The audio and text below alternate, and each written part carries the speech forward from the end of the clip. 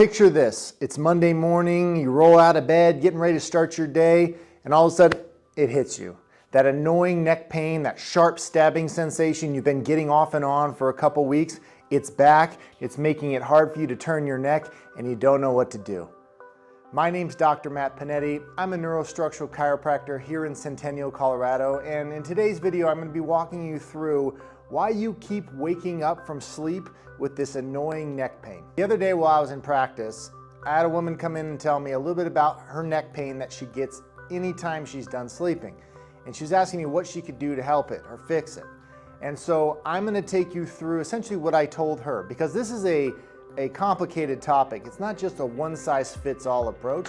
There's usually multiple factors that could potentially affect your neck and your pain. And it isn't always just about the pillow you have. Some people ask me, is it normal to wake up feeling stiff? And the answer is no, it's not normal, but it is common. A lot of people are suffering with neck pain when they wake up from sleeping. But what I find with most of those people is it has to do with a couple different categories or different factors that would contribute to their pain.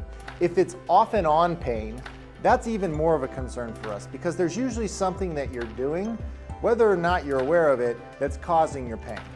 First thing to talk about is the position that you're in while you're sleeping. Most people, they're going to sleep in one of three positions, and sometimes it's in combo. It's either on their back, their side, or their stomach.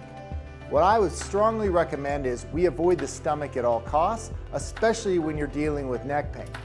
When you sleep on your stomach, as long as you don't have a cutout in your mattress for your head to lay face down, which most people don't have, you're turning your head either to the right or the left. And that rotation, especially with a pillow underneath you, elevating your head, creates a ton of tension, torque, and stress on your cervical vertebra and the muscles around it. So if you do that for a couple minutes, not such a big deal. It'd be kind of like you looking at your screen or your monitor in this direction.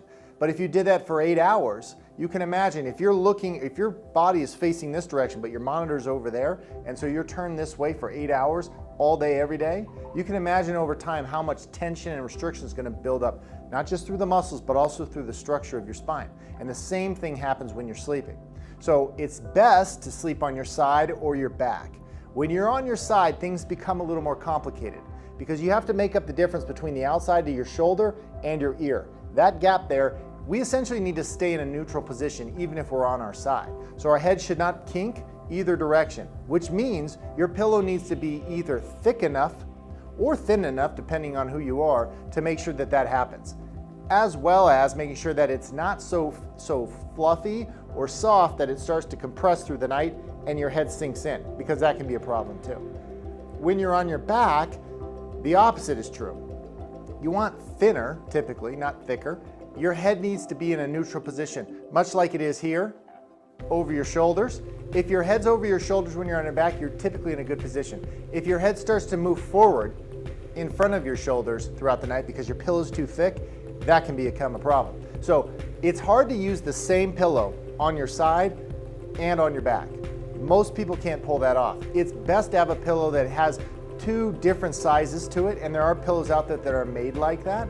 Or you need to have two pillows that you can switch, interchange throughout the night if you're going to be switching positions and switching sides. The next conversation needs to be around the actual pillow itself. As I already mentioned a little bit, there are differences in firmness, soft, medium, firm, and everybody is different in terms of what they like or prefer.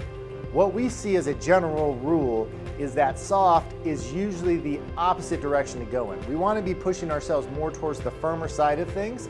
It doesn't mean you're all the way over on your pillow is a rock, but it also doesn't mean you're all the way down here as your pillow is like a cloud, because the soft pillows end up allowing your muscles to sink in, and as they sink in throughout the night, they don't move very well. They get stuck in place, which causes them to adhere together, almost like Velcro.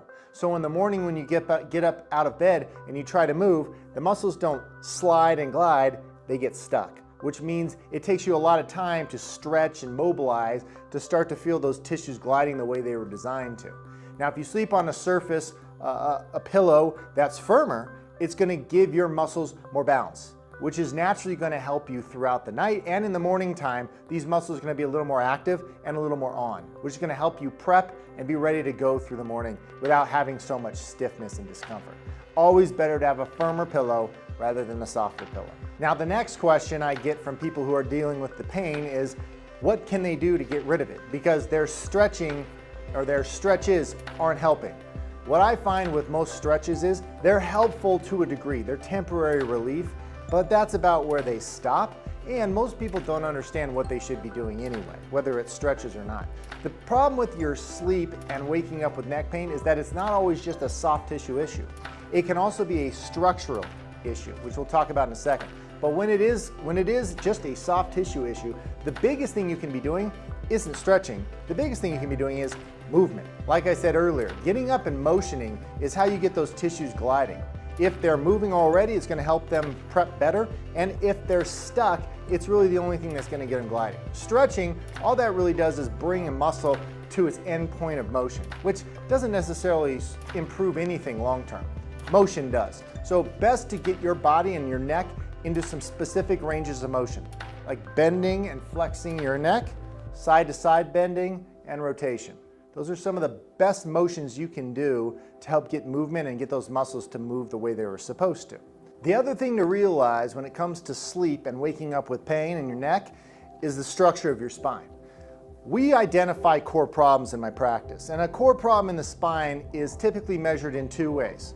One, if a vertebrae is stuck or not moving, and two, if the overall positioning or alignment of the spine is improper. Either one of those can really create not just pain and discomfort, but it's ultimately going to impact the nervous system that's inside the spine. The spine is just a shield of bone protecting the nerves and the nervous system. And so when the shield of bone isn't doing its job or is malfunctioning, the nervous system inside is going to malfunction as well, which again can contribute to pain, but especially in the neck, these nerves run to a lot of different things, like your thyroid, or your energy levels, or your hormones, and your mood. Those areas of your nervous system can be impacted negatively if you've got a core problem in your spine.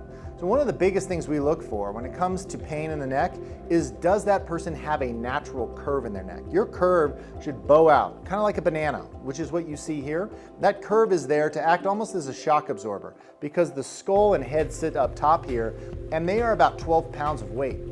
Add in gravity, which is also pulling down. And if you don't have a curve here, all that pressure and all that weight is going to load the spine straight down, which is going to create a lot of pressure, ultimately affect your muscles and irritate them, but also create tons of torque and pressure into the discs themselves, which is going to cause pain and discomfort if we're not careful. So the answer to that core problem is getting a curve back inside. How do you know if you have a restricted spine like that? Without testing, it's really just guessing. But one of the first places we can actually see this is in someone's posture. When you have a nice normal posture, you naturally have a curve. When I say normal posture, that's where your head sits over your shoulders. But if you've noticed in the window when you walk by or in pictures, your head's starting to shift forward, over top, out in front of your body, that's someone who's lost a curve in their neck. And that's what we would call a core problem. And just like I said earlier, that can affect the muscles and the spine itself, but it can also irritate the nervous system inside. So not just waking you up with pain in your neck upon waking up after sleep, it's also going to be a potential player in a lot of other things. The other piece is the spine itself. Each one of these joints need to move. And if you're one of those people that sits at the desk regularly and you're staring at a computer screen, it's a possibility that your neck's not moving very well. So one of the best things you can do is get motion into these joints and vertebrae and get the movement that you desire, that your body desires and needs, in order to help your nervous system and your spine function the way you do. If you don't get proper motion, unfortunately, arthritis can develop there, as will irritation in through your nerves, setting up cascades of pain and other symptoms. So if you think you're somebody who is being affected by potentially a structural problem, or something else that's contributing to your neck pain while you're sleeping, my suggestion to you is to go below the video, click the link, and schedule a complimentary consultation with us at Prime Chiropractic. The first thing we need to do is find out what you've been dealing with and what you've been going through, and then decide if this is a case that makes sense to do a neurostructural evaluation, which is going to look at a battery of testing to understand the health of your spine and the function of your nervous system. And then if we find a core problem there, we'll figure out what we need to do to correct it. If you want to find out more, go below the video, click on the link.